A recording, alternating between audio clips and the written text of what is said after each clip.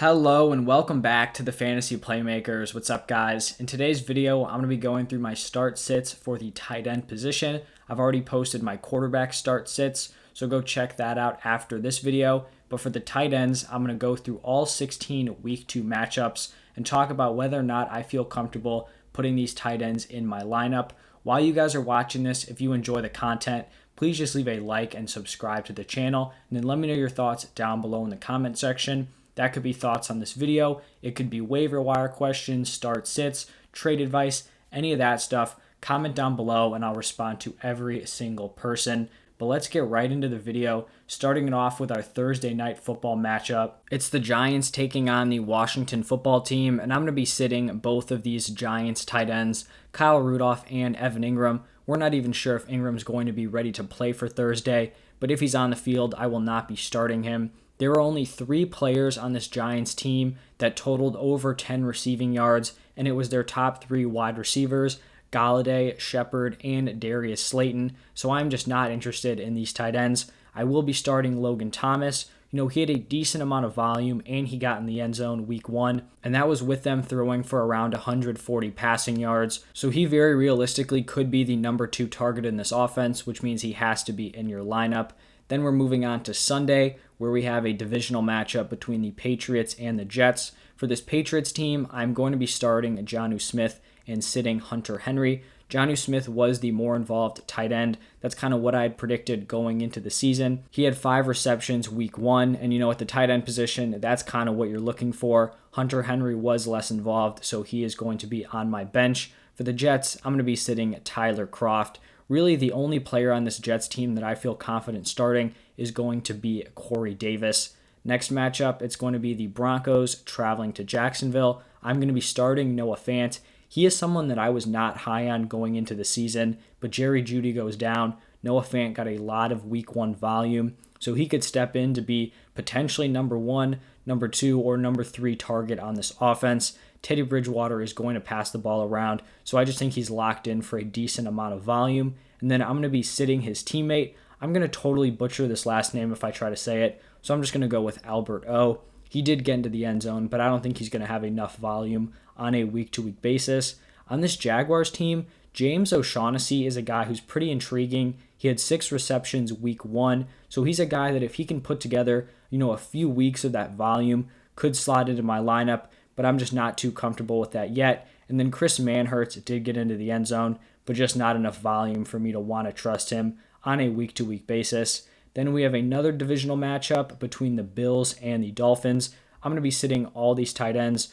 Dawson Knox did have a few receptions week 1, but I do think he's like the 5th overall target there behind those big 4 wide receivers. And then for this Dolphins team, I thought Mike Gesicki could have a little bit of value week 1 just because Will Fuller is not there, but he looks totally phased out of this offense. He did not record 1 reception, so I really think he's droppable, to be honest with you. And then Durham Smythe, I guess, is operating as their number 1. No interest in him either. We've got the 49ers and Eagles up next. George Kittle, locked in start. He didn't have an insane day, but he is still a locked in top tier tight end play. On this Eagles team, I'm going to be starting Dallas Goedert and sitting Zach Ertz. I did have a little bit of hope for Zach Ertz to kind of go out and ball out. I still think he has the opportunity, but from what we saw in week 1, Dallas Goedert is the tight end 1 there. Ertz is going to be the tight end 2, so that's how we're going to have them set up. Goddard starting, Ertz on the bench. For this Rams-Colts game, I'm going to be starting Tyler Higbee. I talked about him in my trade targets video. I think you guys should be going out and targeting Tyler Higbee. I really think he's going to light it up this year. He had the 2nd most routes run on that Rams team. He's the clear tight end 1. No more splitting time with Gerald Everett, so he is going to be a locked-in starter. And then I'm going to be sitting Jack Doyle. Just really nothing going on here in this Colts tight end room. We've got the Raiders playing the Steelers in Pittsburgh.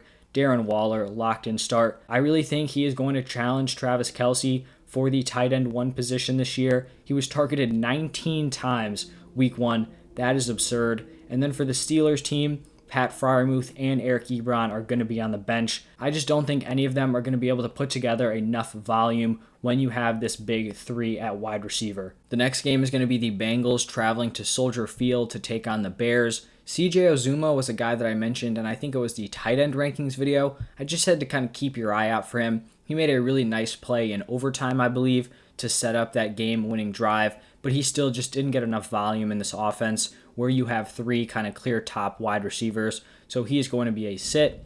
For the Bears, I'm actually going to be starting Cole Kmet. He got more volume than I thought he would week one and honestly looked pretty solid. Jimmy Graham may still be that red zone guy there, but with Andy Dalton at quarterback, this team is just not going to take the top off the defense. So I do think Cole Kmet is kind of like a fringe tight end play. But in deeper leagues, I do think he could be a starting option. We don't have the best options here at tight end in this Texans Browns matchup. Pharaoh Brown actually had some solid week one volume, but I'm just going to need to see it a few weeks in a row. On this Browns side, they have two solid tight ends, Austin Hooper and David Njoku, but the issue is it's just going to be a timeshare there, and they are a run-first team, so I just do not feel comfortable starting either one of those players. We have another matchup here with no tight end starts. It's going to be the Saints going up against the Carolina Panthers. I do think Juwan Johnson and Adam Troutman are both interesting guys to look at, for the future. Juwan Johnson got in the end zone. They really used him when it mattered.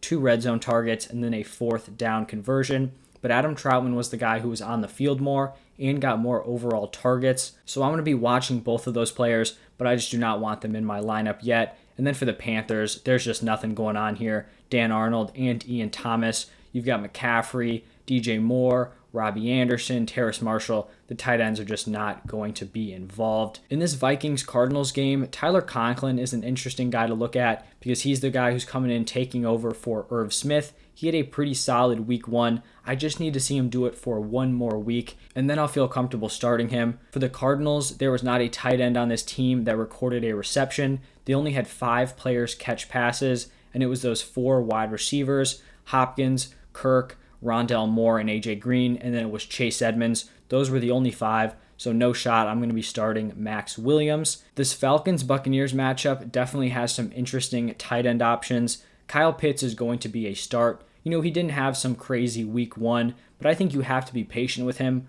Rookie tight end, he had a pretty solid target share. It just really hurt him that this Falcons offense was absolutely abysmal, so he's still going to be in your lineup. And then for this Bucs team, Rob Gronkowski may go down as one of the biggest values in drafts. I think I was pretty close to consensus with Gronk, but consensus was like maybe a high-end tight end too. And here's really where a lot of people went wrong for Gronk. Last year, the Buccaneers used a full-on tight end committee. It was Gronk, it was O.J. Howard, it was Cam Brate. They were all involved. They were all playing like 20-plus snaps a game. And so that's, I think, what a lot of people were expecting going into week one. But Rob Gronkowski just totally dominated the snap share. It seems like they did this for every position. Same thing with wide receiver. Last year, you had guys like Cyril Grayson, Justin Watson getting in the game. Not this time. It was all those big 3 wide receivers. Scotty Miller got a few snaps. Tyler Johnson got a few snaps. But they've really kind of just locked down on their personnel. And Gronk is going to be the guy. He looks great. He had a full year of football behind him. He stayed healthy throughout the entire season. So he is going to be a locked-in start for the foreseeable future. And if you have him on your team, you likely got a huge bargain. In the Titans-Seahawks game, I'm going to be sitting both of these tight ends. They're both kind of mid-tier tight end 2s. Ferkser and Everett, I think, could have an impact later on in the season. I just don't see it yet for Ferkser. The offense didn't look great, and their targets are just going to be so concentrated between A.J. Brown, Julio Jones, and Derrick Henry. For the Seahawks, Gerald Everett did get into the end zone, but he was out-targeted by Will Dissly, who was another tight end on that team. So I just didn't see enough of a breakout from him, and I would have kind of liked to see him operate as the clear tight end 1. The potential is still there, but I'm just going to have to see it first. We have the Cowboys and Chargers up next here, and even though Dalton Schultz and Blake Jarwin were in kind of a tight end committee week 1, I think Dalton Schultz is a fine start. Definitely not in like a 10 or 12 team league, but potentially a deeper league, he could be in your lineup. He received more volume of the 2 tight ends, and then you also have Michael Gallup out for a few weeks, so Schultz should be getting a decent amount of targets, and this is going to be a high-scoring game against the Chargers. So I have Schultz as a start, and then Blake Jarwin as a sit. On this Chargers team, I'm going to be starting Jared Cook. He looked like the number 3 option in the receiving game behind Keenan Allen and Mike Williams. I do expect Austin Eckler to be more involved in the receiving game next week. I mean, it would basically be impossible for him not to, considering he had 0 receptions. But Jared Cook, it looks like he is the clear-cut tight end 1 on that team in a high-scoring offense, so he is definitely a start for me. This Sunday night football game features 2 of these top-tier tight ends. We've got Travis Kelce, auto start every single week, and then Mark Andrews for the Ravens. He definitely underperformed week 1 on Monday Night Football, but I mean, that's just one game. He should still be a solid mid-tier tight end 1 for the rest of the year. And then our last game here of the week, Monday Night Football, Detroit Lions traveling to Lambeau to play the Packers. TJ Hawkinson looks like a steal. I loved the way he was targeted in this offense. It was really like the dream for fantasy football. You had Hawkinson, Jamal Williams, and DeAndre Swift just owning that target share, and that was perfect because those were really the only fantasy relevant guys on this team. So Hawkinson, a locked in start, and it really looks like he could elevate himself into that top tier tight end group with Kelce, Waller, and Kittle. And then I'm going to be starting Robert Tonyan. He did nothing week 1. I know that, but really no one on this Packers team did anything. They looked terrible. They're going to bounce back. I'm not concerned. If they struggle this week, then that's when you really have to consider, moving Tonyan out of your lineup. He is a guy who's pretty touchdown dependent, so if they're not scoring a lot of points, he will not be producing. But I do think this is a matchup where they're going to score points on the board, and it does give Tonyan a decent opportunity to score. All right, so those were all 16 Week 2 matchups. If you guys enjoyed the video, please just leave a like and subscribe to the channel. Let me know your thoughts down below. Tomorrow, I'm going to be posting my positional rankings for running backs, wide receivers, tight ends, and quarterbacks, all before that Thursday night football game. So look out for that. But that's all I have for you guys today. Thank you for stopping by, and I'll see you next time.